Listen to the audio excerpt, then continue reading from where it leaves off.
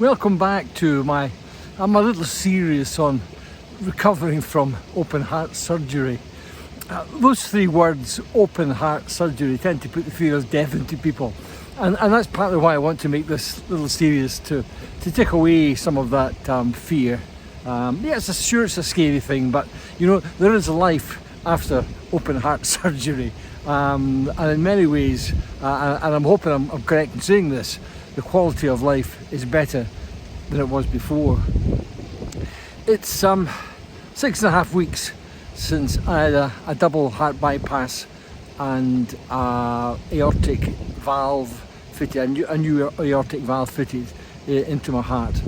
And in that time I've been slowly recovering, walking gently. And since my last little video in this little series where I went up to the viewpoint in Glen, I've been continuing that progression, if you like. I've been up that viewpoint several times. There's a nice little walk around the woods at Tombarry, just above Kingusi, that my wife Gina and I kind of wander around most days. I've been out on my bike a couple of times, but I think it's probably too early yet to do any kind of semi-serious cycling. Part of the problem is to get into my heart, they had to split my breastbone in half, and of course then sort of fix it up afterwards, tie it together again, and that takes quite a long time to heal. I reckon about 3 months or so. So when you're on a bike and you're holding handlebars, you're leaning forward, there's quite a lot of pressure goes on your chest. So I think it would be sensible of me to maybe leave the bike for another day till I'm just a bit stronger and a bit better. Now on the subject of being careful and taking it easy, I noticed that the flavour of some of the comments in the last couple of videos, people were I get the sense slightly worried that I was pushing it too much, and I just want to put your mind at rest as much as possible. I've been wandering these hills for a long time. I'm fairly comfortable being in the hills, and I am taking it easy.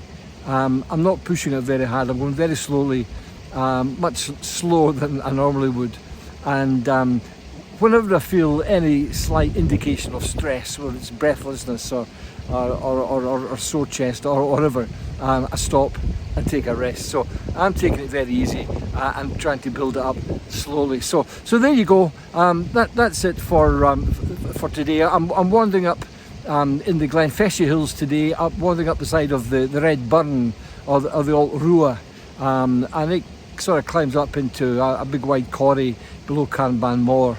I'm not going to climb Campervan Moor today. I think the Munros are a month or 6 weeks or so away yet. But if I go up to the end of the track up here, I'll be quite delighted. It's a cold, wintry kind of day, although it was spring officially a couple of days ago. It's bloody cold. There's a lot of fresh snow in the hills, so it is essentially still winter here. So this is quite a nice walk on a day like this. So there you go. I hope any of you who are facing the prospect of heart surgery or anything to do with your heart, please feel free to get in touch with me. I'm no medic, I'm no expert in these things. I'm not a medic at all, but I have gone through the experience, and if I can help by sharing that experience, I'm more than happy to do that.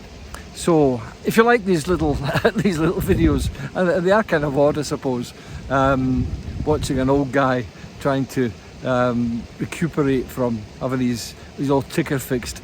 If they are, please consider subscribing to the channel. It really helps a lot. Tick that little box thingy there that tells you when we've got another video coming up, and stick with it. And hopefully you'll still be around, and I'll still be around when I get to climb some of these Munros later on in the summer. So that's it. I'm off up the Red Burn now. Wander up there, see what it's like, and then get home for a nice hot shower and cup of tea. Speak to you later. Take care. Bye bye.